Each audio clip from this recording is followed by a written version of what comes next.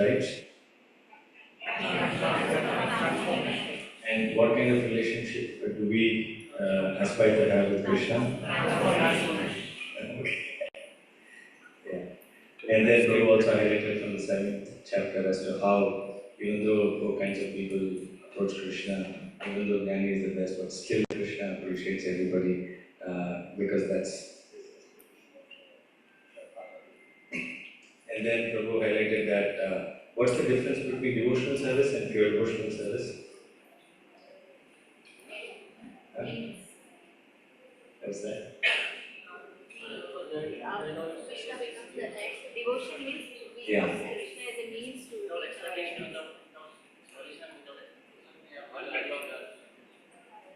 Yeah, so devotional service means we go to Krishna for our interest. And then later on we come to Krishna even when we have options. That is pure devotional service. Krishna becomes our interest. Yeah? And then Prabhu talked about these three factors, Jiva, Lord and the world. Lord Krishna becomes bigger reality as compared to the world in pure devotional service. Lord Krishna, we start to realize that he is our anchor in life, he is the most important person, etc. He becomes the biggest reality. That's our realization. And then Prabhu also mentioned Lord Krishna is the means and the world is the end in the beginning. But when we grow, the world becomes the mean and Krishna becomes the end goal. And that's how we look at everything else in our life, like our wealth, etc., as a means to serve Krishna. So three things on pure devotional service: our relationship with Lord Krishna is not transactional but transformational. And number two, Lord Krishna becomes bigger than the world. Number three, the world becomes the means and Lord Krishna becomes the end. So all this he spoke about relationship, then the difference between inspire and aspire, which he will speak more on. Then he mentioned the 6 characteristics of pure devotional service. He said the first two, they are like couplets. The first two refer to Shubhada, they refer to. It's more about its effect on us, yes. And then the next couplet is and Sudurlabha, and that refers to the nature of Bhakti. And then the last, Sandhananda Visheshatman Krishna Kashmi, and that is about the soul and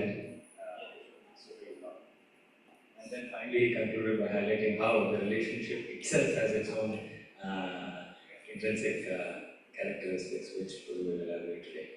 Thank you, Prabhu, for such a broken summary. Thank you very much. We request now Prabhuji to continue to enlighten us on the deeper aspects of the devotional service. So let's once again welcome Prabhuji with a big Hare.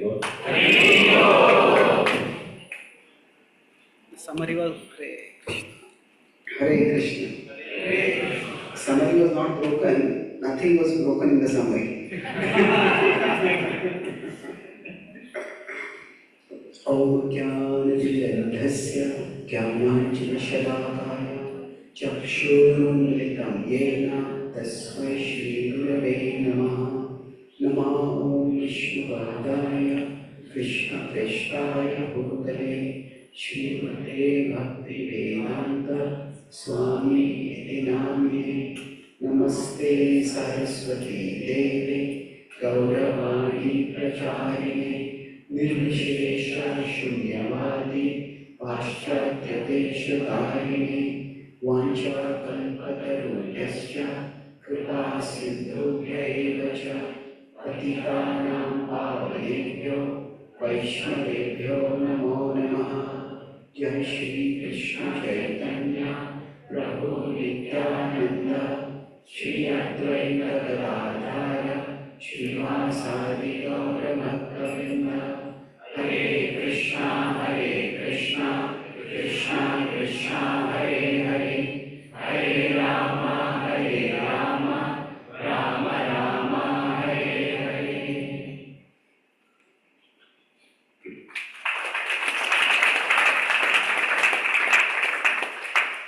Hare Krishna. So welcome back. Thank you for being here. How many of you were there yesterday, the session? Okay. How many of you were not there yesterday? Okay. How many of you have preferred to have not been there yesterday?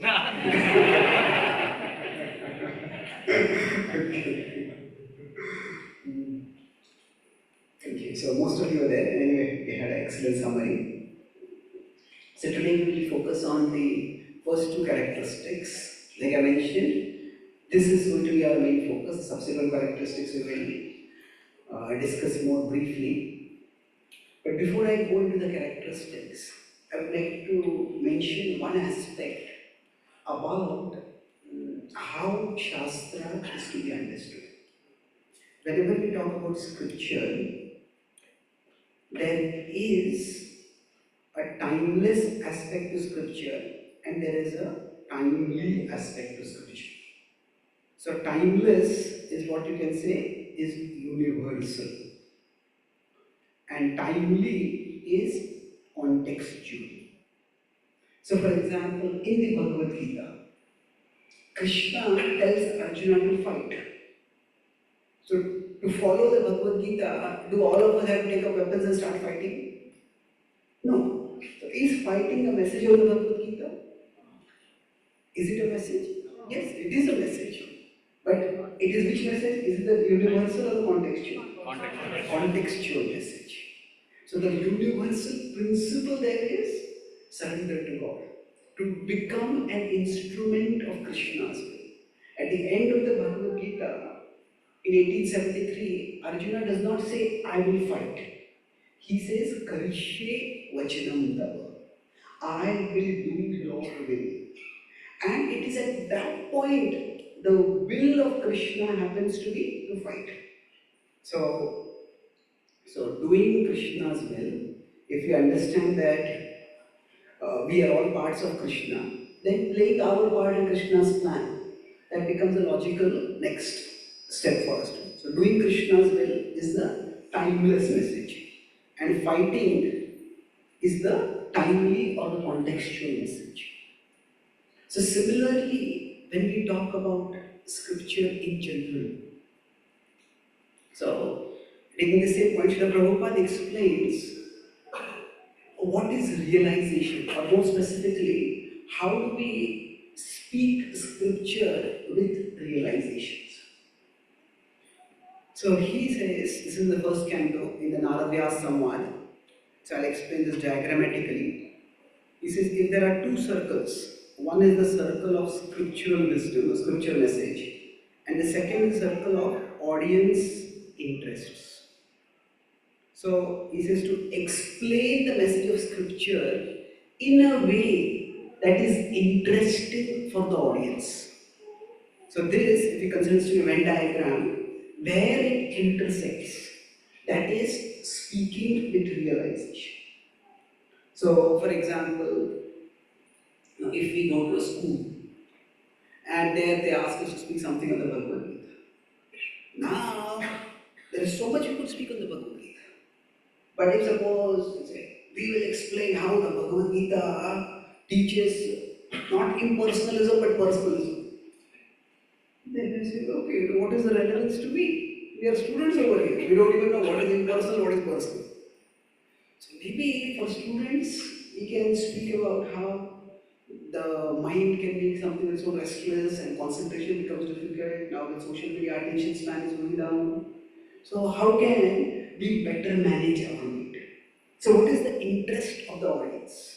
If we understand the interest of the audience, and then we find out within scripture, which section of scripture addresses the interest of the audience. So in one sense, the speaker has to be aware of scripture and has to be aware of the audience, both.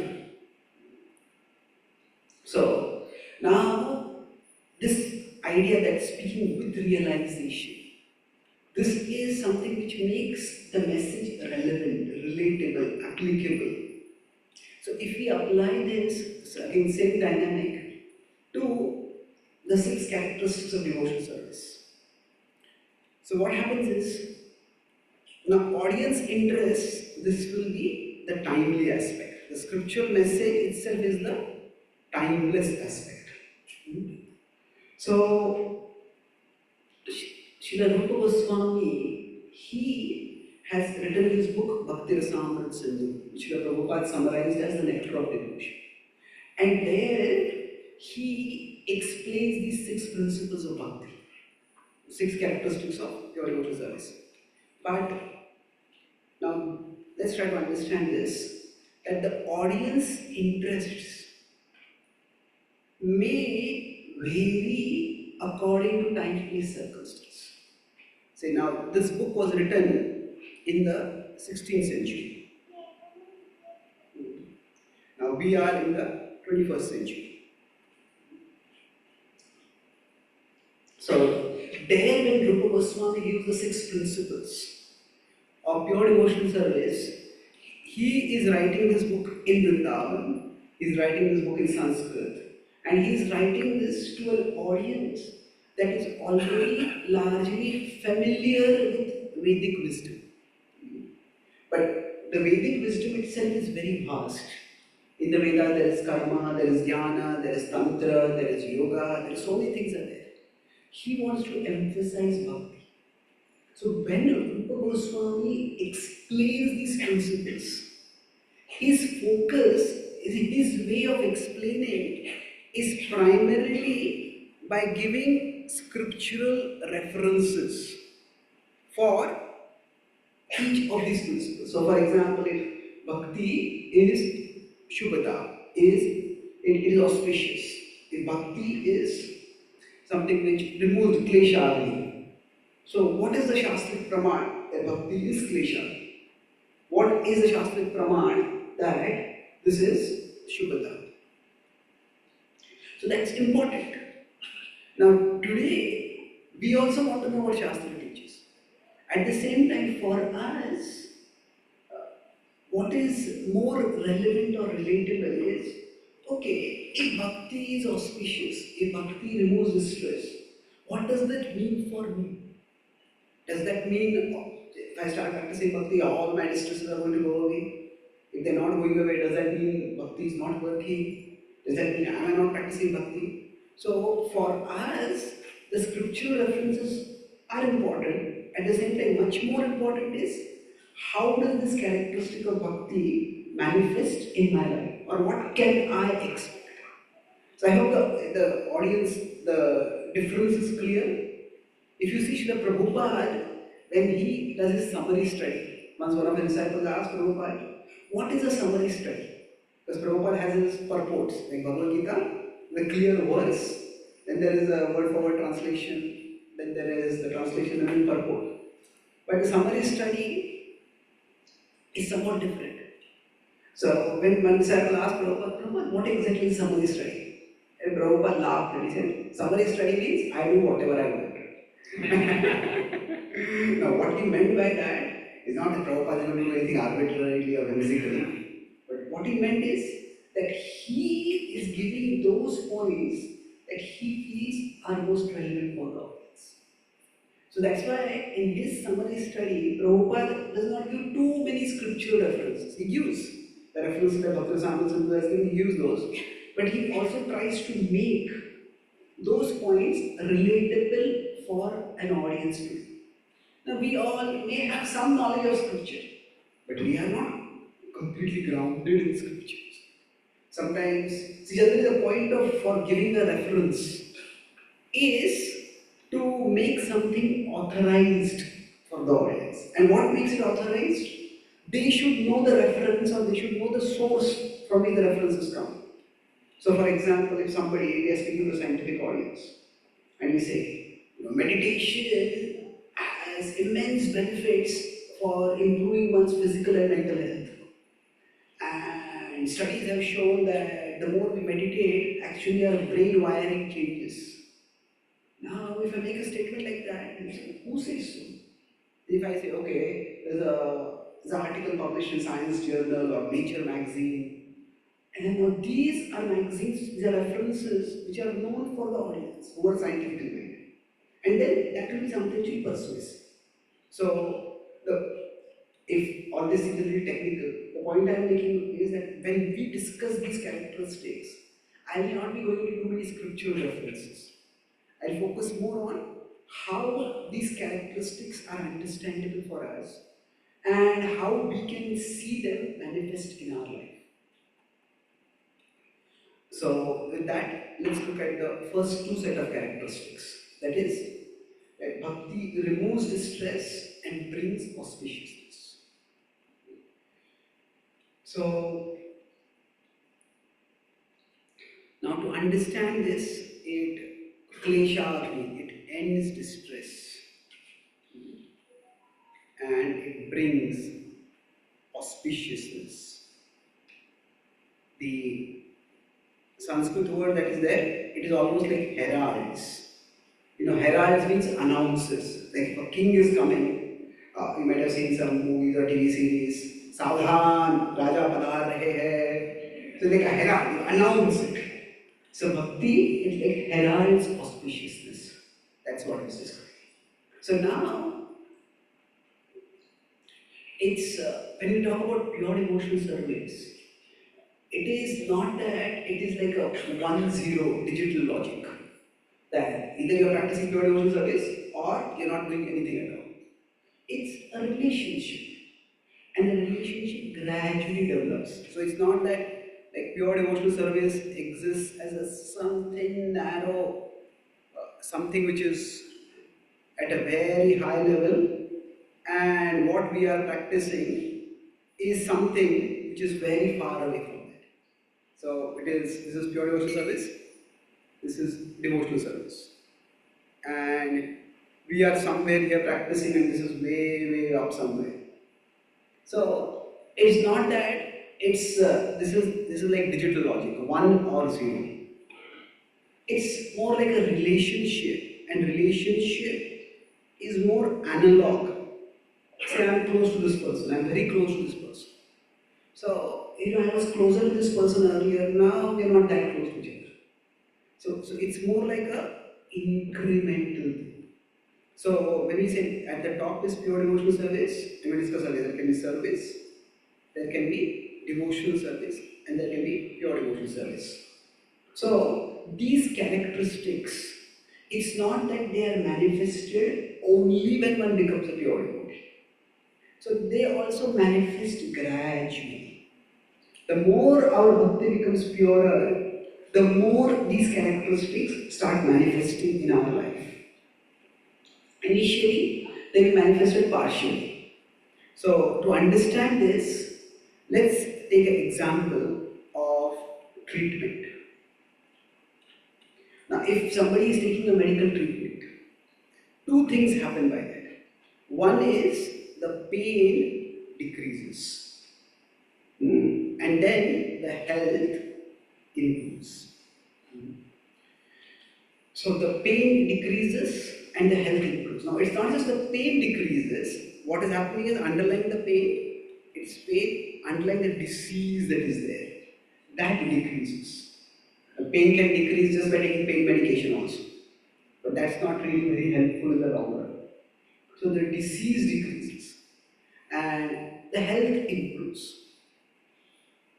So now when somebody starts taking a treatment, if that treatment is proper, it is time tested, it is authorized, then as the person starts taking the treatment, the health starts improving.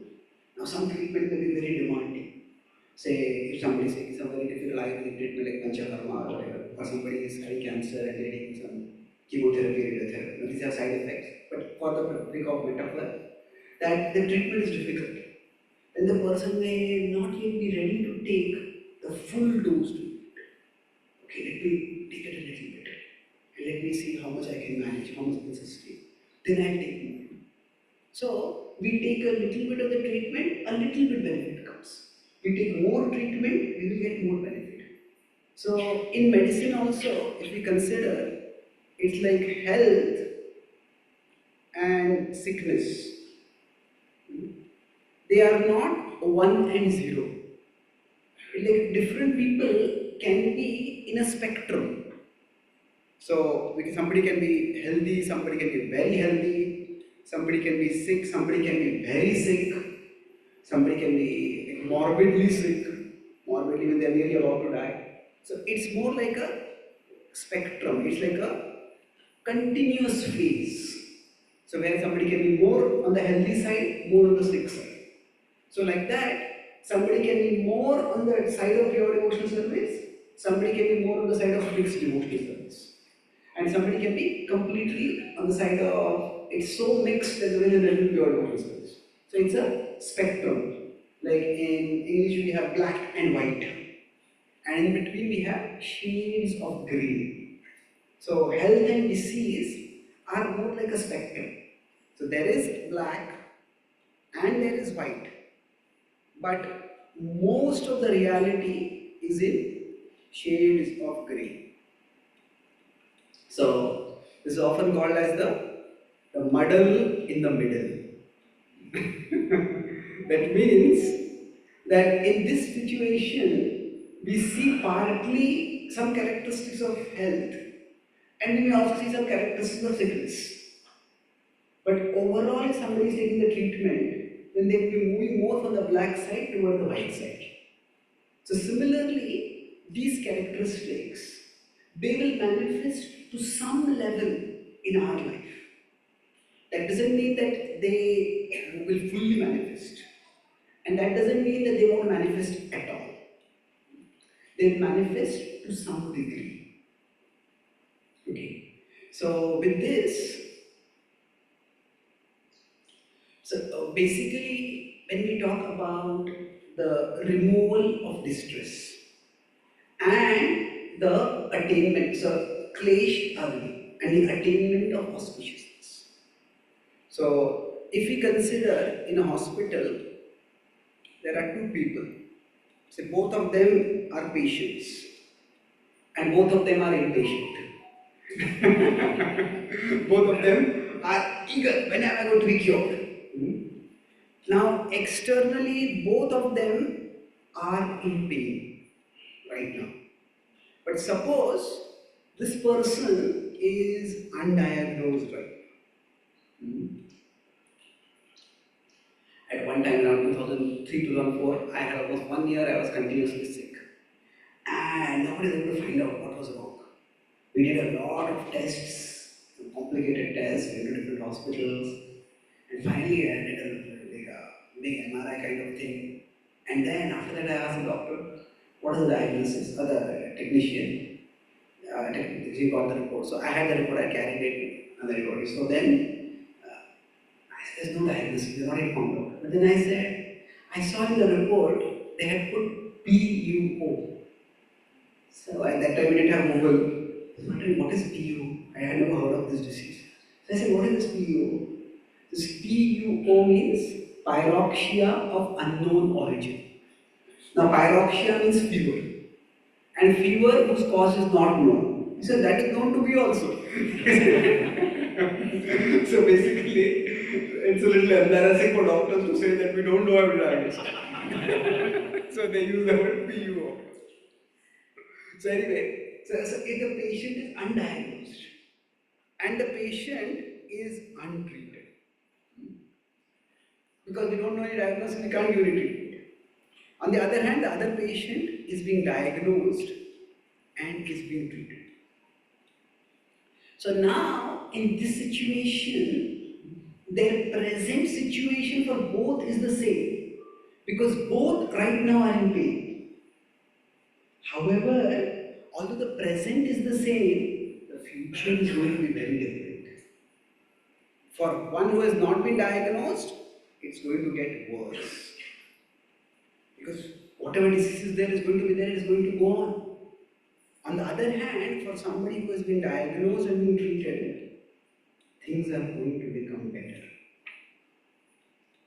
So for someone, for us, when we are trying to practice bhakti, at that time, we are still in the material world.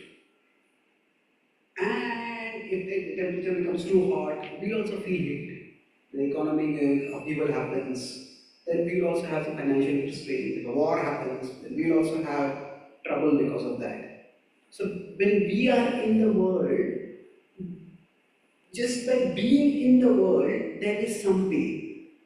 And that pain, we can't just wish it away. So we may be practicing bhakti, somebody else may not be practicing bhakti. At a certain level, the pains are going to be the same. There will be a difference, and I'll talk about the difference later. But from an external perspective, You say, oh, if the temperature becomes 50 degrees, then whether you are a devotee or a non-devotee, it's going to be hot. It doesn't make that much difference, at least at the physical level. At the psychological, spiritual level, there will be some difference, but it's an inconvenience. So, it's not that just because we start practicing bhakti, suddenly problems go. So, when we start practicing bhakti, essentially what is happening is, we are now diagnosed and we are being treated. We have understood what is wrong and the treatment has started. So because the treatment has started, so these two things which you mentioned over here, the pain decreases and the health improves. So the pain decreasing is essentially klesh agni, klesh agni. That klesh is distress. Like when a patient starts getting a treatment, the pain starts increasing, the disease starts decreasing. So that is klesh agni. And then, as the health starts improving, that is Shubhada. So, that is the auspiciousness coming in the future. So, here, while earlier I started with, yesterday the main metaphor I used was, a bhakti is a relationship. And then we talked about from various perspectives, the relationship between us and Krishna. And yes, bhakti is a relationship. But right now, to understand these two characteristics, we will use a different metaphor. The metaphor we use is bhakti as a treatment. And nirutta darshani upagiyamana bhava aushadat. Bhava aushadhi. It is a medicine for material existence. So bhakti has these two characteristics, wherein as we practice bhakti, we grow spiritually. As we practice bhakti, we start experiencing the decrease in our distress, and we start experiencing the increase in our spiritual auspiciousness, in our health, spiritual health, we can say. So now, with this broad understanding of these two characteristics of bhakti, let's go a little bit more deeper. So in the evening class, today I will talk more about karma and how suffering comes because of karma and how we can deal with that suffering, how bhakti helps us to deal with that suffering. So that's an important topic and we'll discuss it more in detail in the evening session. But here, at this point, let's try to understand suffering itself. When the Gita says this world is dukkha, so we can say there is suffering in this world that falls into distinct categories. I was in America, I was giving a talk in Harvard, and there was one religious studies professor. He had come for my talk, and he said, I've read the Bhagavad Gita. He says, it's a very pessimistic book. It says this world is a place of distress. Such a declaration is there, then it takes away all initiative for improving our life. So, is the Gita a pessimistic book? Why? Because we like the Gita and we don't like the word pessimistic? Sorry? It's the reality. Okay. Then you are pessimistic in saying that is the reality. Okay. It provides a solution. That is true. That's one point. Yes. Sorry. Unless we know what is misery. Unless we know what is misery, we cannot know what is happiness. Okay. Yeah. It gives us hope. It gives us hope. Yes. See, all these are true. It tells us how we have to live in this harmonic way. It tells us how we have to live in that. What has that got to do with dukkha? And that's true. But what has that got to do with the Gita being pessimistic or not being pessimistic? Yes, in sense of materialistic, it is specific. For example, in the sense of, only the material nature, it is specific. Well, okay, that's one way to understand it. That's fair enough. Let's explore this a little bit more. So all these answers are valid, I'll come back to, I'll try to integrate many of the answers. Thank you. Does anyone have any other answers? Personality. Personality. Okay, now you are giving generally what is the message of the Gita. I'm talking about how we address the specific charge in the Gita is pessimistic. So you're saying that if our personality develops, then the world will no longer be Dukhalaya? See the world better. Okay, we see the world better. So it changes our vision of the world. Okay, that's one way of looking at it. We'll come back to this. Okay. Okay. We'll come back to this point. This is an important point. Yes. How do we live in this condition so it is a better life? So how do we live at present so that we can create a better future? Yes, true. So good. These are very good answers. Yes, the last one. How we normally give the example to the general crowd is Bhagavad Gita is the manual for us to understand how to live the life. Like as mobile has a manual, a laptop has a manual. If you do not know how to operate it, it's a dukhala. But if you know how to live the life, then it cannot be a best. Then it cannot be. Okay. I mean, what you're saying is true. Bhagavad Gita can offer us guidance for living. Earlier, I used to use the word manual. Now I prefer the word guidebook. Because what happens is manual is you press this button, this will happen. You pull this lever, this will happen. The life is too complicated to press buttons and pull levers. So there cannot be any manual for life. The principle is same, but it's more like a guidebook than a manual. Manual, see, English words have particular connotations. Especially nowadays, the word manual, it is like very specific. Do this, this will happen. So, yes. So, just to, sorry. Yeah. It gives a reality check. That's why it feels like it's a pessimistic. Okay, it gives a reality check, so that's why it feels pessimistic. But Not for me, for others. Okay. Okay, good points. I think all of you have made very valuable points over here. It also equips you how to deal. It teaches how to deal with reality. So now I'll talk about this accusation at different levels. See, first level on this chart, the Gita is pessimistic. So let's look at it. Gita was spoken to whom? To Arjuna. And Arjuna, at the start of the Gita, was actually dukhi. Isn't it? He was in tears. That is great distress. Arjuna is a warrior. And generally, warriors are trained not to show much emotions. And for a warrior to be crying in public means he must have been in great distress. Now, around 8.15, that's the middle of the Gita, Krishna says this world is Dukhalaya. Now, at this point, Krishna would have stopped. He said that. Arjuna, this world is Dukhalaya, you are Dukhi, therefore my Gita is true. Just live, stay Dukhi. Just shut up and live like this. That's the way life is.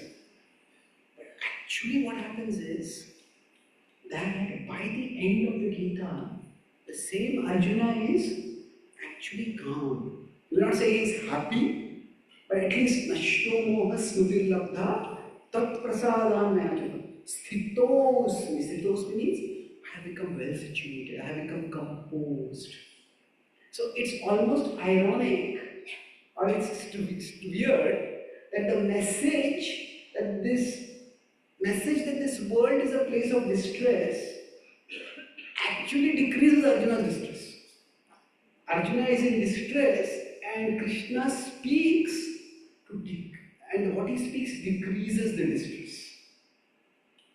So certainly Krishna's purpose is not that this world is Dukhalaya, stay Dukhi. In fact, Jiva Goswami in the Sandarbhas, he says we can analyze what is the meaning of a book or what is the core message of a book. If there is a book, we can see at what comes at the start and what comes at the end. So for example, if a speaker is giving a class, and especially the speaker is a fairly organized speaker, then they may say right at the beginning, this is the topic I am going to speak on today. And at the end they may say, so this is the topic we discussed. So like that, if we just hear the start or the end, at least we will know what the topic is. So this is like that, if we look at what Krishna speaks, right in the beginning and right at the end. So that the first instructive word that Krishna speaks is in 2:11. Before that he spoke a little bit, but it's more like a conversation. And the last instructive word Krishna speaks is in 1866. After that is more or less the Phalashuddhi, the glory of hearing the Gita. So the first word that Krishna speaks is Ashochan. Ashochan means not worth lamenting. Do not lament. Or Shoch is dukkha, lamentation, grief. Not worth being distressed about. And the last word is Ma Shuchaha. Sarvadharman Parityajya Mamekam Sharanam Praja Aham Tvam Sarvapapebhyo Mokshishnami Ma Shuchaha. So, do not fear, do not lament, do not be distressed. So, essentially, the purpose of the Gita is actually to free people from distress. That it starts with saying, it's not worth lamenting. And then finally it says, don't lament. So the purpose of the Gita is very positive and affirmative. It is to uplift people from distress. It is not to tell people that this world is a place of distress, so stay in distress. It's not a pessimistic or a heartless message. So this we can understand. So first I talk about the effect of the Gita. The effect, from that we can understand. Second is, now we can look at the context of the Gita. Context in terms of the starting and ending content. So, that the Gita is not a message of pessimism, because it is actually giving us hope. Now, going further, when we talk about distress, there is some distress that is avoidable and some distress that is unavoidable. Basically, we try to categorize distress to try to understand what the Gita is saying. Or we could put it some ways that, say, for example, I had gone to Washington, America for the first time in 2014. So I was in Washington, DC. We have a temple. It's like now it's a beautiful temple. At that time, the place where I was staying was a little far away from the temple. So I woke up early around 2:33. I thought, okay, I'll go out for chanting. And then I looked at the temperature. I looked at my phone. It was 11 degrees. So I came out and I started walking and chanting. And then I just couldn't even move my fingers. Tried to speak, my lips started turning like purple almost. And I took out my phone and I looked. It was actually -11. In the morning I had forgotten to notice the minus sign. So now it was so cold. I just rushed back to the room and I put on some warm clothes and then came out again. But the point is that if it's cold, there is a certain amount of distress that is unavoidable because it is freezing cold. But at the same time, some amount of distress is avoidable. We can put warm clothes. Now, even after we put warm clothes, sometimes when we are changing our clothes, we might feel cold. Sometimes, some places, the wind might be heavy, and in spite of the warm clothes, we feel cold. But the point is, there is distress that is avoidable, and there is distress that is unavoidable. So we can categorize distress in these two ways. So, for example, we can say the weather, cold weather. So there is some distress which is avoidable, some distress which is unavoidable. Another way to understand the distress is, so I will come back to what when Krishna says in Dukkhalayam, what it means and what Klesha, Gni and Shuddha, what these mean. We are trying to get a background for that here. Now we can talk about distress that has a perceivable means experience, what we can perceivable cause and non-perceivable cause. So for example, if I consider a disease, say somebody has something like cancer. Cancer is quite a terrible disease.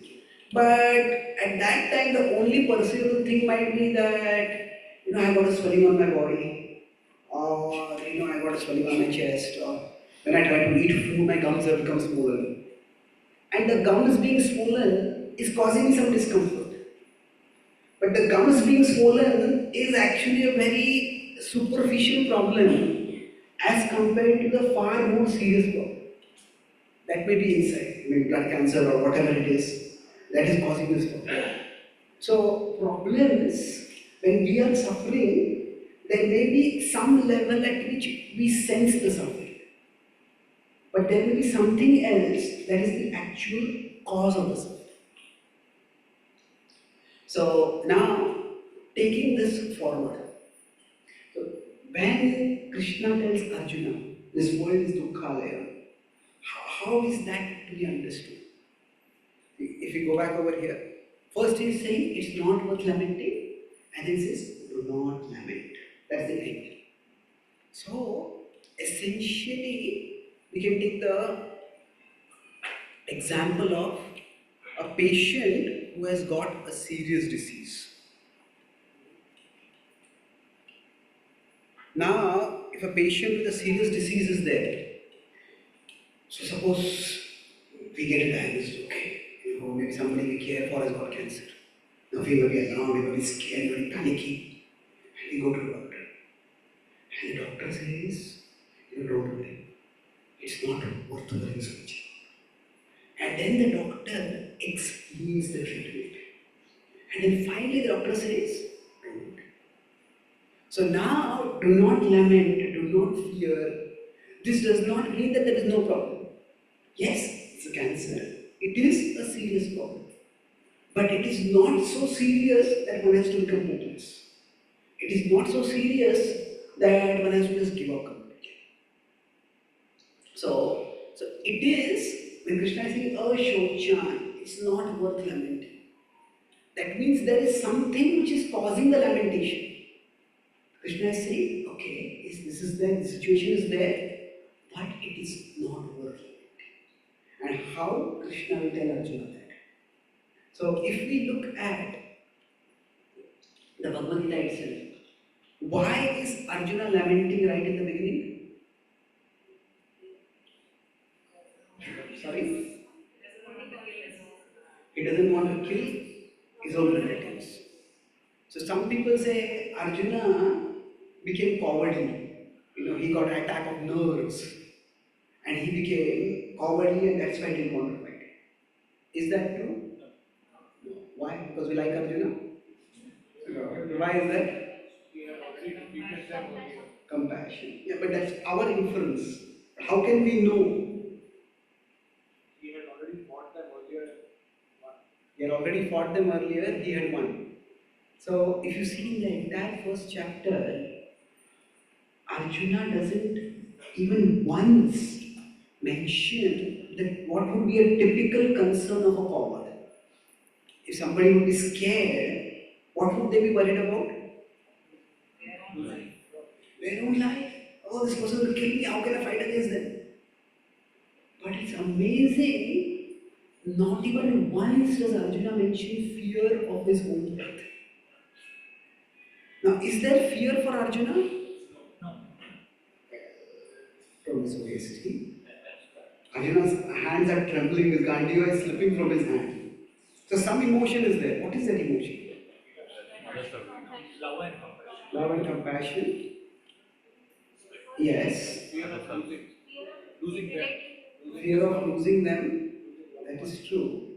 It is actually, it is fear, but it is not fear of his own death. It is fear of doing the wrong thing, of doing adharma. So he is not sure whether winning the kingdom is worth killing his relatives, worth shooting his elders like Bhishma and Drona. So Arjuna's fear is that, what should I do? Is this the right thing to do? So, see, even if sometimes the level of fear of a person also shows their consciousness.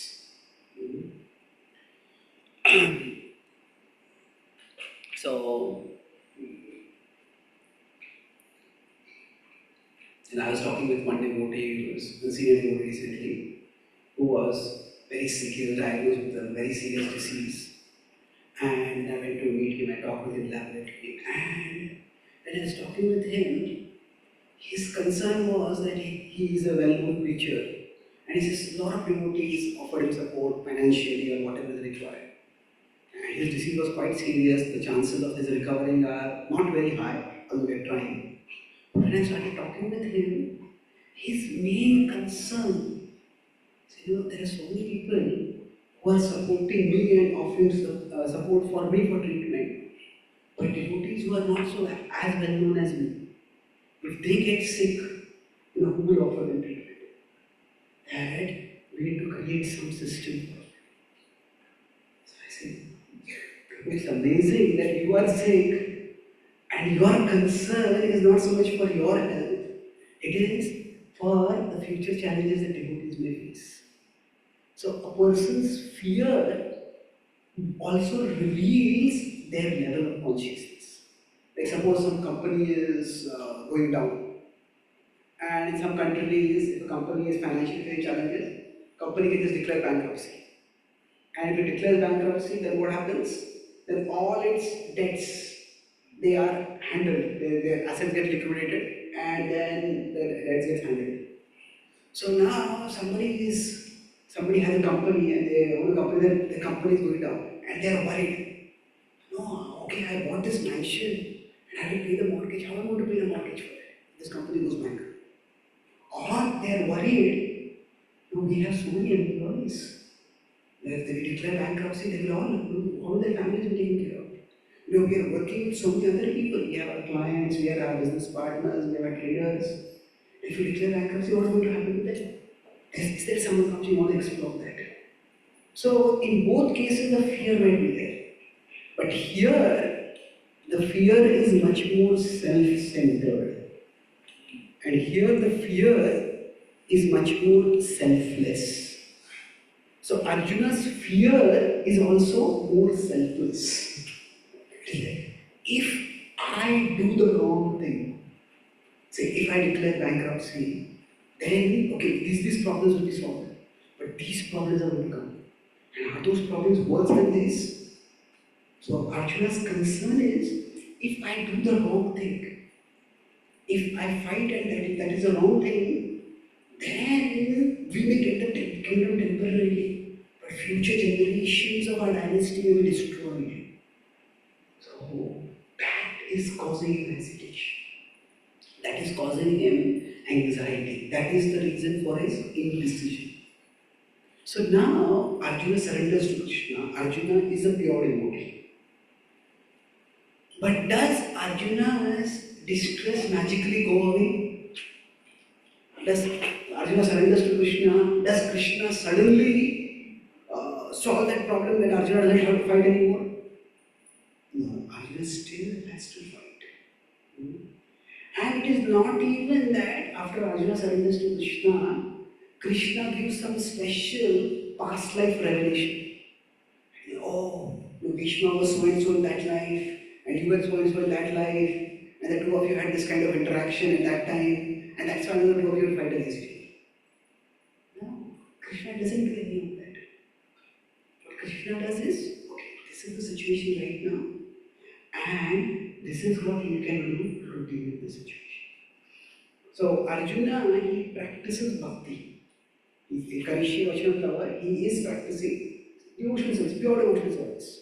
But if you look at Arjuna's example, there is certain unavoidable trouble. The unavoidable trouble is coming from Duryodhana. Duryodhana is bent on fighting, he is not ready to stop fighting. Now that unavoidable trouble is still going to come. So, in life, because we are in particular situations, we will face some difficulties. Suppose somebody is very sick, and even if they get the best doctor, the best treatment, it's not that magically you take a pill and next day you are completely healthy. If the disease is serious, even with the best treatment, some amount of problems and pains are going to be there. But the key thing that Krishna tells Arjuna in the Bhagavad Gita is that, I said earlier about this, a patient being diagnosed and being treated. So, basically, there is, that I mentioned here, there is some avoidable suffering, there is some unavoidable suffering. So what is avoidable? We should avoid this. It's not that if it is cold, because this world is dukkhalaya, so deliberately we go into the cold without wearing warm clothes. That is not required. What is avoidable, we should avoid it. So for example, Shastras say that, if we indulge in our senses too much, say suppose somebody drinks, and then they become sick. Now, is that because the world is dukkhalaya? No, it is because you are doing activities which are bringing dukkha on you. So there is avoidable suffering which should be avoided. And that requires intelligent actions. But at the same time, there is unavoidable suffering.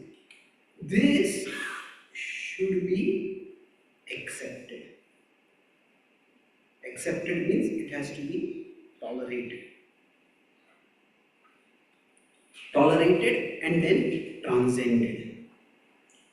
So how to tolerate and transcend? We'll talk about this more in the evening session. But suppose somebody has got some disease, and because of their which they are feeling some pain, and somebody gives them pain medication, and they take the pain medication, don't feel any pain. Now, is that a good thing? It can be a good thing if they are also taking curative medication. But if they don't take any curative medication, they only take the pain medication, then what happens? They are not becoming better, they are actually only creating the illusion that they are becoming better, while they are actually becoming worse. So, some amount of pain, it is unavoidable, and we need to accept that the pain is there.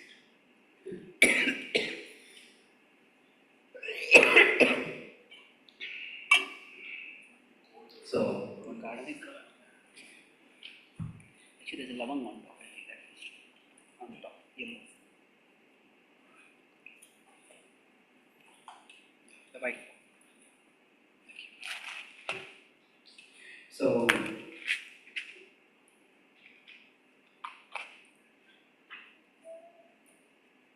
So there is some distress that is unavoidable. And this is associated with karma, and we'll talk about karma more in the evening session. But when Krishna says this word is dukkhalaya, what it means is sometimes when we try to avoid unavoidable suffering, what happens is we end up eventually getting more suffering. Like say for example, in many areas, this is not just with respect to disease. So avoiding unavoidable suffering. So what happens is, the suffering increases. It could be example, could be disease. But the point which you're talking about here is, when we start practicing bhakti, it is not that bhakti is like a magic switch by which, or magical practice by which all distress will go. This world is still dukkhalaya, we will still have to face distress in the world. But Bhakti does something significant. So, there is some unavoidable suffering which is actually required for growth. Growth means, say for example, a student, a child just wants to play, but the parents is studying. Now the child starts learning a language. The child starts learning writing. Now learning to speak, learning to write, learning to identify words is not easy. But once you learn it, then a whole new universe opens. And if you don't learn it, then what happens is, a person stays deprived of that whole universe for the rest of their life. So there is some suffering which should not be avoided. So now, I'll make two more points and then we will stop this class. That there is perceivable suffering and there's a suffering at a perceivable level, and there's suffering at a more foundational, fundamental level. Like I may just feel the swelling on my jaws, but the suffering may actually be the cancer. So like that, when you mentioned about this Janma Mrityu Jara Vyadhi. So actually when you talk about problems, now if you talk with general people, how many people when they say I have problems in my life, how many people think of old age, disease, death, rebirth as the problems of life? Most people don't think of that. For them, their perceivable problems, maybe okay, that I don't have enough money, my job is not secure, or I don't have satisfaction in my job, or I have conflicts at home, or most of the distresses that we experience are at a much more immediate experiential level. And that's what people think of as problems in life. And you can't say that they're not problems, they are problems. So, now, these are problems, but these problems are a result. Or you could say all these perceivable problems are the symptoms. They are the symptoms of what? There's a non-perceivable problem. And that is the soul misidentifying with the body. The soul being materially attached. And that leads to more fundamental problems are birth, old age, disease and death. Janma Mrityu Jara Vyadhi. So when we say this word dukkhalaya, the essential idea is that when we start practicing bhakti, for us, the practice of bhakti is not going to suddenly stop Janma Mrityu Jara Vyadhi. If there's a disease, there is going to be some suffering. But two things will happen by the practice of bhakti. And these two things I will explain, I just mentioned now, and we'll elaborate on them in our evening session. So, you remember I mentioned that when we become spiritually advanced, then the world becomes small and Krishna becomes big. So, now what happens when the world becomes small and Krishna becomes big? For most people, when the world is big and Krishna is small, then the world is filled with dualities. There are ups and downs. Kabhi khushi, kabhi gum. So, the ups and downs are always there. Sometimes people honor us, sometimes people dishonor us. Sometimes it's heat, sometimes it's cold. Now, to the extent we are materially attached, what happens? The effect of those dualities on us increases. So, my drawing is not as good as I would like to. So, consider somebody is very attached to cricket. When I was in Canada, one devotee came and talked with me after classes, and I thought he was an Indian, but I told him he's from Sri Lanka. So So he told me he was introduced to Bhakti about 9 years ago. Between something like 2010 to 2015, 16, Sri Lanka came in apparently 3-4 kind of World Cup tournament finals. And all the finals they lost. They lost with India, they lost with other countries. So he said, I was a very avid cricket fan. And then two of my other friends were there, both of them were also cricket fans. So he says, when the third time Sri Lanka lost, we were completely depressed. But then, my friend, he committed suicide because of that. And he says, I was completely shocked by that. And he said, okay. See, none of the players committed suicide. They take the game seriously, but after all, it's a game for them. But what happens in this world, the dualities, if you become too attached, then the dualities become too big. And then sometimes if we work in some office and the boss speaks some nice word with us, oh, this job is so nice, I love this job. And next day the boss gives us a feedback. He says, why did I ever take this job? I hate this job. So we tend to go up and down. And it can even happen with relationships. Nowadays, in relationships are primarily based on emotions. So one day, he says, oh, you're so wonderful, I love you, I can't live without you. And next day, how could you do that? You're such a terrible person, I hate you, I can't live with you. So, this is how dualities, see, when the dualities come, the dualities are real. But our overreaction to the dualities can actually make life's problems bigger than what they need to be. So, yes, there is a chaos. If your favorite team lost, that's a bad thing. If your boss gives some feedback, maybe if some family member is not behaving the way we expect them to, or we need them to, that's a problem. But our reaction to the dualities makes problems far bigger. So basically, here we end up becoming materially unstable. And this leads to avoidable distress. You remember earlier I talked about this avoidable distress, it's unavoidable distress. So, okay, we go to a job, some of the boss gives us some negative feedback, that's painful. But because of this, we get fed up and we shout at the boss and the boss fires us. And then, what is going to happen is, that's going to lead to far bigger problem. Isn't it?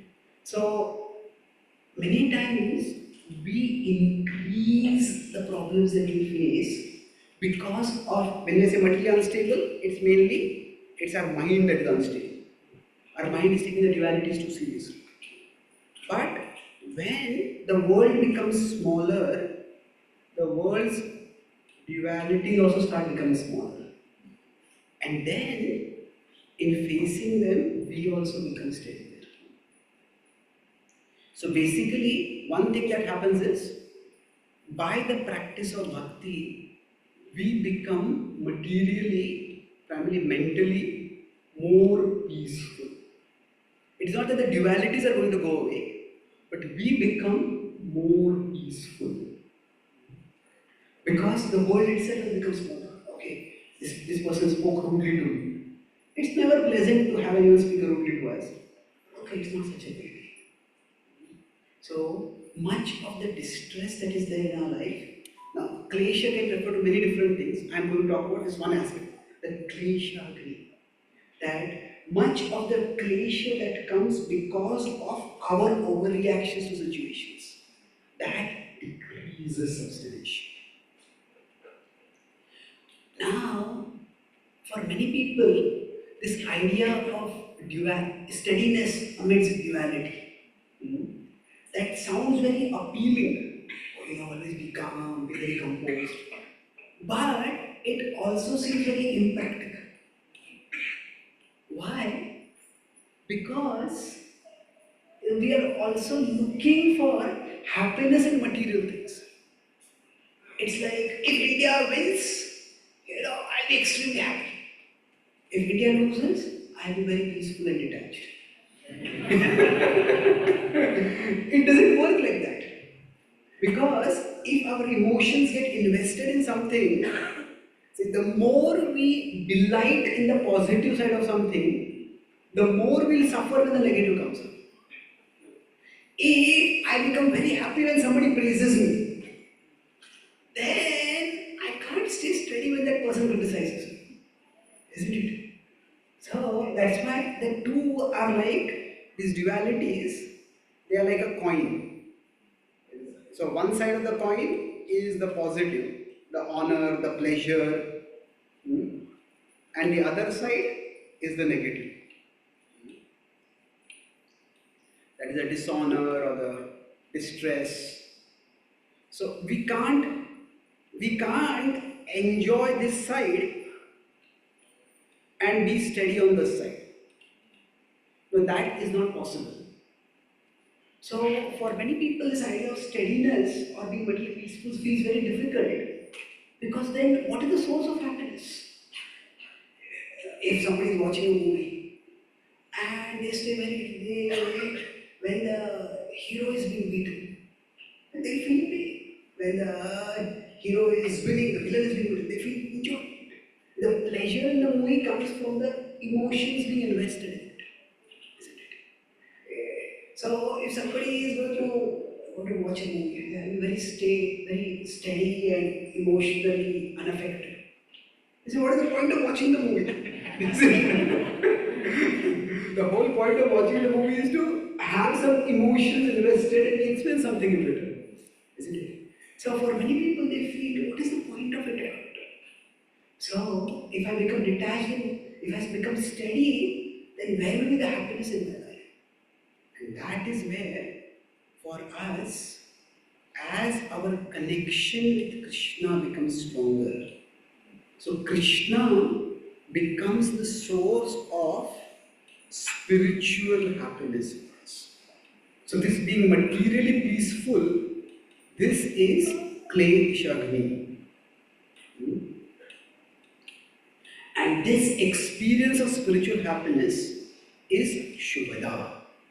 That as we start practicing bhakti, our connection with Krishna starts becoming stronger. And then, say, if we are doing sadhana nicely, maybe first time we come for some kirtan, okay, it's nice, Sankirtan is a nice religious ritual, I also feel good doing that. But we practice bhakti, and we're practicing bhakti for some time, and then we come, and then there is kirtan.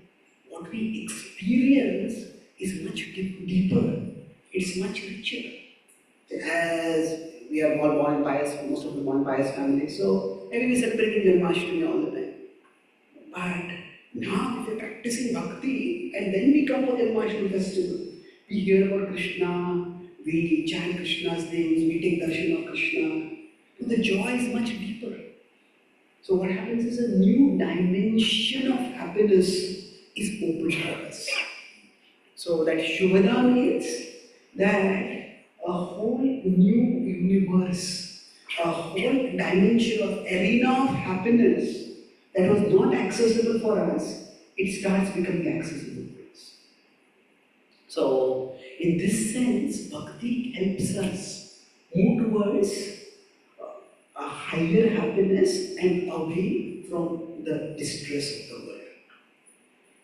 And this is how these two characteristics of Kleshagni and Mokshobhada, they become manifest. Now, regarding the sufferings that come in our life, how does our present karma, past karma relate with that? How karma works and how it relates with bhakti? That I'll talk in today's evening session. Let me summarize what I discussed today. I discussed 4 main points today. We're talking about the first 2 characteristics of pure devotional service. So first thing I mentioned is that when we're talking about pure devotional service, it is a spectrum, not like a binary logic. It is not binary 1-0. It's like we consider like sick and healthy. There are extremes, but it is a range of shades of grey. So it's not that when we are talking about bhakti, It's not that till we come to pure emotional service, we will not experience any of this. And only at that time we will experience. So we will experience some things in our present state. And then, while explaining these characteristics, I mentioned that in scripture there is a timeless aspect and there is the timely aspect. So when we talk about, say, the pure devotional service, so realization means to explain things according to the interest of the audience. So in the 16th century, there scriptural references where what Rupa Goswami primarily gives to explain these characteristics. But today for us, when we want to understand these characteristics, we will focus more on our practical experiences or practical analysis. So, to see what do these characteristics mean. Then I discussed about so when we say suffering goes away and auspiciousness comes. So what does this mean? So there in that connection we talk about the dukkhalaya, how the Gita is actually not pessimistic, that because it actually relieves Arjuna's distress, and then it reassures ma shuchaha. So what is it doing? So with respect to suffering, we discussed two categories, there is avoidable and unavoidable.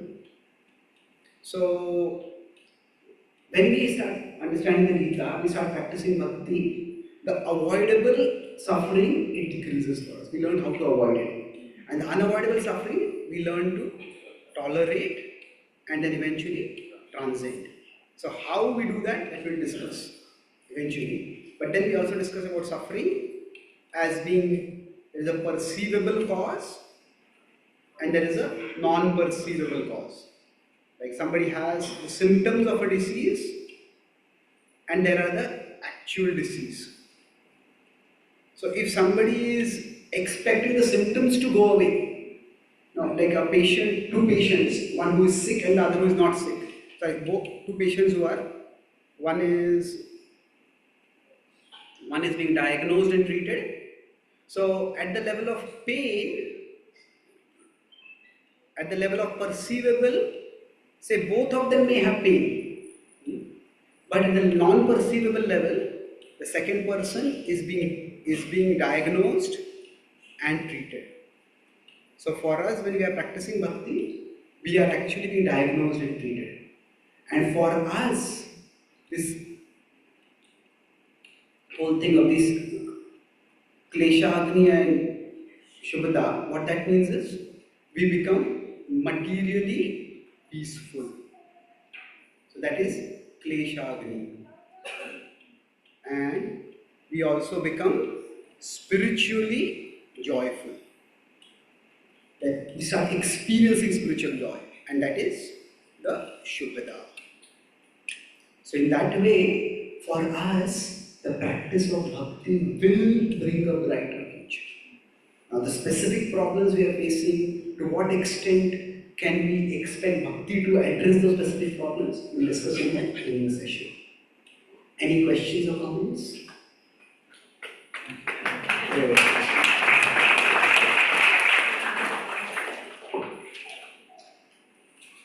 So is the applause a suggestion that we should end the class now?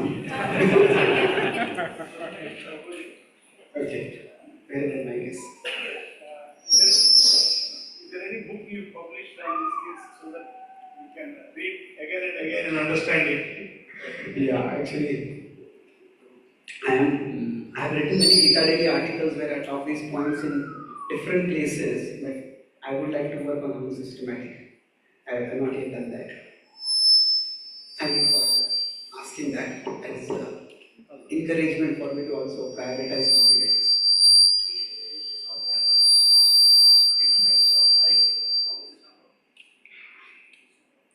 So this is avoidable suffering. Yes. So till what time should we go on? We can have more questions in the evening session also. But tell me how much time we want. We can like 10 minutes. Sure. Yeah, Prabhu, Arjuna, can we say that is all the problem where he was seen as a humanitarian considerations within, the questions where he was putting into Krishna, it is bulging like that. So can we see it that way? Yes, definitely. Having said that, it's not that the human side of our existence is to be rejected. See, our spirituality, it is not meant to extinguish our humanity. It is meant to expand our identity beyond our humanity. We are still human beings, but we are also more than human beings. So that's why later on when Abhimanyu is killed and Arjuna breaks down, Krishna does not chastise Arjuna. You forgot the Bhagavad Gita, what kind of fool are you? No, Arjuna is self-supporting. So our spirituality will give us a higher perspective. But that doesn't mean our human experience is falsified. It is just that our whole experience is not reduced to the human being. And if you see, okay, that it's not that Krishna always rigidly separates the two. The Krishna, at the end of the Bhagavad, Krishna also says, Yatra Yogeshwara Krishna Yatra Partho Dhanurvara. Where the human and the divine are together, there will be victory, there will be opulence. Now, of course, in the material world, everything is temporary. So, even the Pandavas' kingdom was temporary.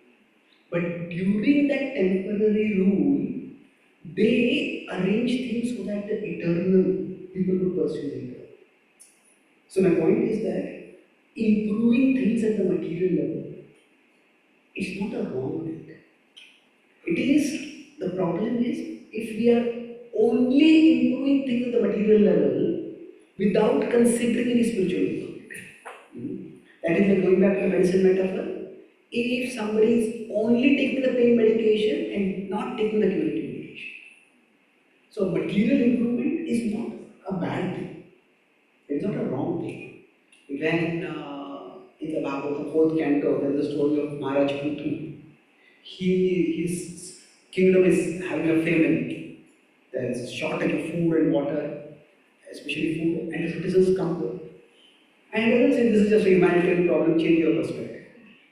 No, he actually addresses the problem. So we can look for solutions at the material level also, but we shouldn't become so consumed looking for material solutions that we forget the spiritual perspective.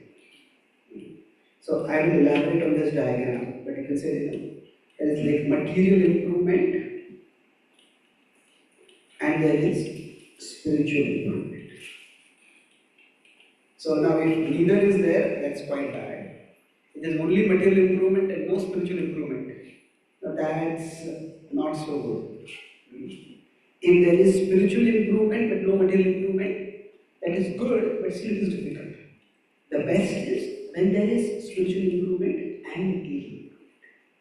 If, for example, in our tradition, there is the idea of Ramarajya. Now, Ramarajya is not just spiritually auspicious, it is also materially prosperous. So, it is not that material improvement is to be condemned. It is the problem with much of modern technological advancement is that it is coming at the expense of spiritual growth. When people reject the idea of God and spirituality, and they think technological advancement and economic development alone will solve our problems. So that's where, so this is what it is not a good thing. We'll talk more about this in the next session.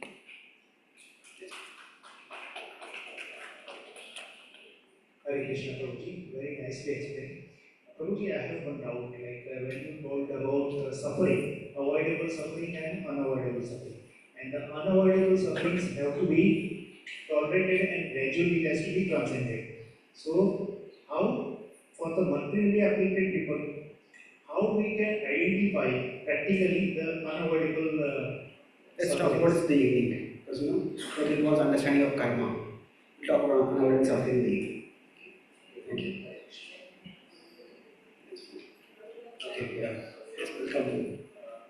question is, you say the between white and black there is a sense of gray. So we attach to material life, and you partially answer here, but somebody is stopping between because we attach to the material and we growth is, we feel our growth is not means on the spiritual side because we are attached to the material, we can't avoid it. So how to overcome this situation? See, the growth from material attachment to spiritual attachment will take time. And everybody has different attachments which are of different degrees of strength. So we all will grow at our pace. And we shouldn't worry too much if some attachments don't go away so quickly. Just keep practicing bhakti. Say, if two people have a disease and two people are taking the treatment, can we necessarily say both people will be cured at the same pace? No. There's so many other factors. How long will that person have the disease? What is their overall immunity level, overall health level? So, as long as we are practicing bhakti, by that practice, we are on the path towards recovery and health.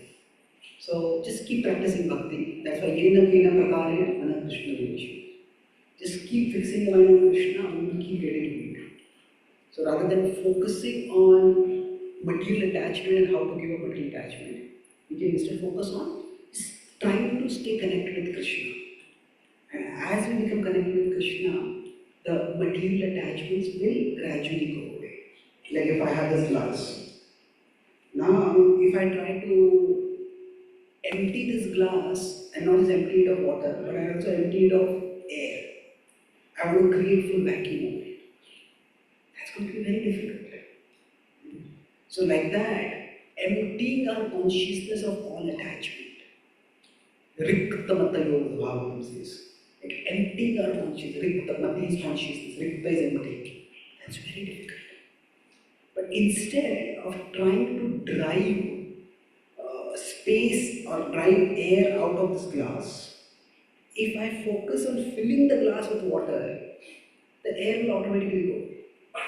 So like that, if we try focus on cultivating connection with Krishna, try to do more service to Krishna, have more remembrance of Krishna, as the spiritual attachment starts increasing, automatically the material attachment goes.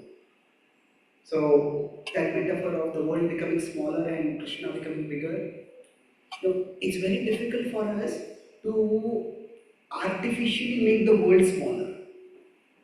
But if we focus on remembering Krishna, then Krishna will become bigger. And as Krishna becomes bigger, the world will become bigger. So means we also need to depend on mercy because Yes. we can't do by ourselves. Yes, we depend on mercy, but we also do our sadhana as much as we can. Yes.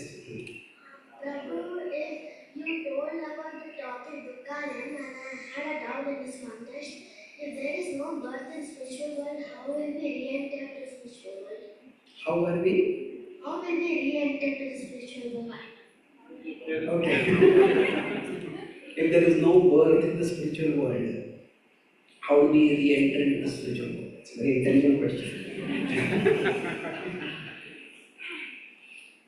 So in the spiritual world, it's like a eternal Leela. Leela, the word Leela can be understood to be like a drama. Now, sometimes when we have the word drama, we have the idea it's false. But this is like a supreme reality. Now, in a drama, there are many characters. But not all characters are on the stage at the same time. So, in some parts of the drama, there are some characters. In other parts of the drama, there are other characters. So, like that, while we are away from the spiritual world, right now we are not in the spiritual world. So, it's like the drama is going on, but our part is not active in that drama. So, it's not that when somebody comes on the drama stage, they don't necessarily have to be born and they grow up. Sometimes, as a part of the drama, we may show this character is born and growing up. But sometimes, in some drama, there is a king and a queen and they have a commander. Now, the commander whenever the command is required, they just call the command. Without the commander has to be born and has to grow up and has to become a commander. So like that, we all have parts in the spiritual world. And our parts presently are inactive. But when we become purified, when we go to the spiritual world, then our parts become activated again. Okay? Thank you. Good question. Hare Krishna. Truly, by practice of bhakti, we become mentally peaceful. Some examples we say, is it compared to the mental hallucination? Like sometimes we say that there are very senior devotees and they are physically suffering. And by the practice of pure Vishnu service, if it is going to give the peace, so is it only the mental peace or the physical as well? Okay, what is this question? What about the hallucination? Because physical peace and mental peace are two different things. And what is hallucination? Like a drunkard is there, he is also suffering. Okay. But he thinks that he is happy in the world. Okay, that's a good question. That's a bad example for a good question. But I understand what you're saying. See, there is the physical reality. So, then there is the spiritual reality.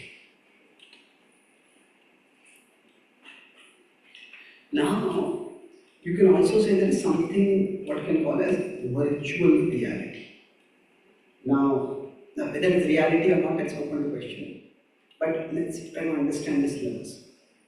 In general, at the level of physical reality, life can sometimes be very painful, it can be distressing. But most of the times, it is moving. It is not very interesting. If say somebody just wants to enjoy their senses, and that is the goal of their life, then in a day of 24 hours, how long can somebody enjoy their senses?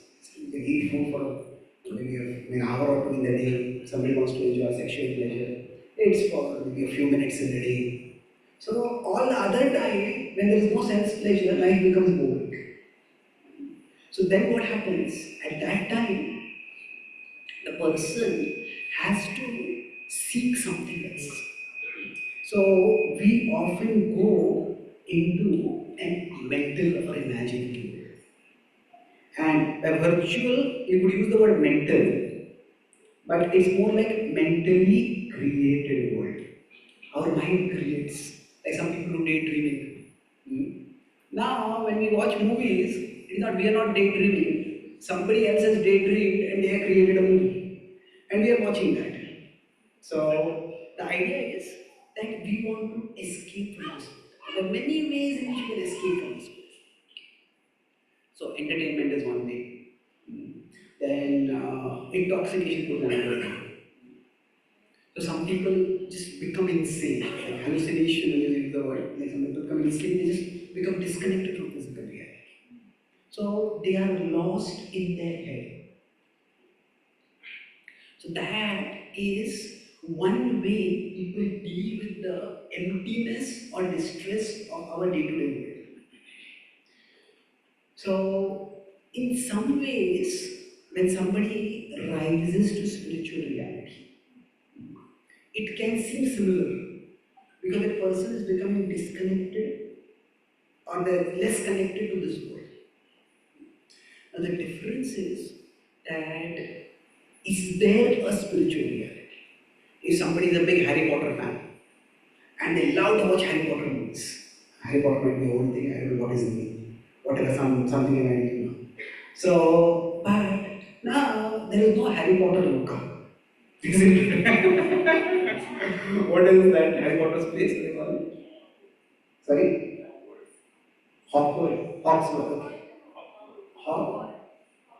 Okay, whatever, Hogwarts or something. So whatever it is, it's an imaginary place. That is not real at all. Now people can mentally go there and enjoy that. But when we are practicing spirituality, actually there is another level of reality. And how do we know there is another level of reality? this is talked about by great saints, great philosophers. And some of them may be otherworldly, but not all of them are otherworldly. Some of them are very wise, they talk about. So, the author of Harry Potter, J.K. Rowling, has not written any philosophy about the nature of the world. And then talking about how Oxford is a higher reality. No, she's just offering entertainment. She's a good author, she's written a good book which entertains some people. But those saints who are talking about Krishna, they have not just told some stories. Those same people have also written elaborate philosophical books explaining the nature of this world, explaining how there is another world, and then explaining how we can get to that world. So basically, how do we know this is real? So we can look at its teachers who are talking about it. And then we can look at their own lives. See, many of the saints, it's not just that they are impractical, but they are also very compassionate in this world. Would the world be necessarily a better place if it was filled with Harry Potter fans? Well, maybe not, they'll just be lost in their own head. But if people were more devoted, then Titikshava, Karmika, Sarudar Sarode, if people are more kind, people are more compassionate, people are more helpful, even this world would become better. So we can look at the teachers in terms of their qualities. We can look at the teachings in terms of the logic, the wisdom, the depth of the philosophy. And then we can look at the transformation that can happen in our own life. So based on these three things, the teachers, the teachings, and the transformation, we can gradually get this understanding, this conviction that the Krishna Lila is not just some story told for entertainment. So somebody who is experiencing Krishna, experiencing higher happiness through Krishna, they are actually experiencing higher reality. And experiencing that higher reality often enables them to face even this reality better. So in that sense, it is a higher reality. Okay. So thank you very much. Srila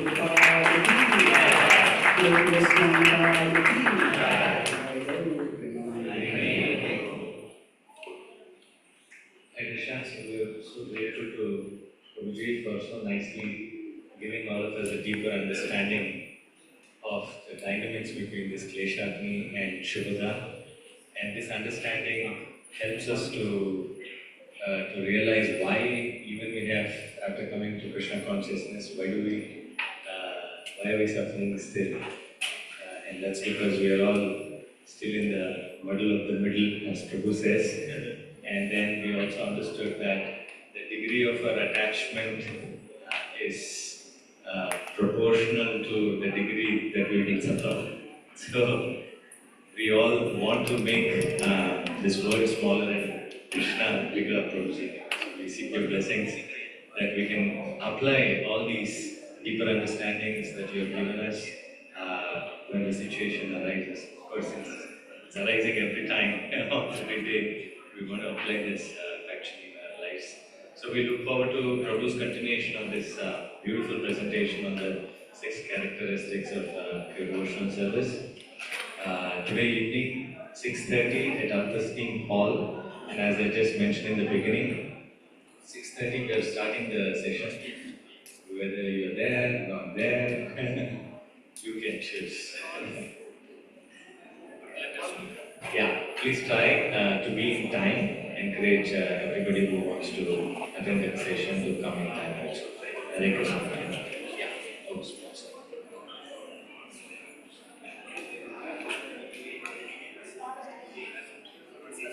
Hare Krishna, there is one announcement. Today's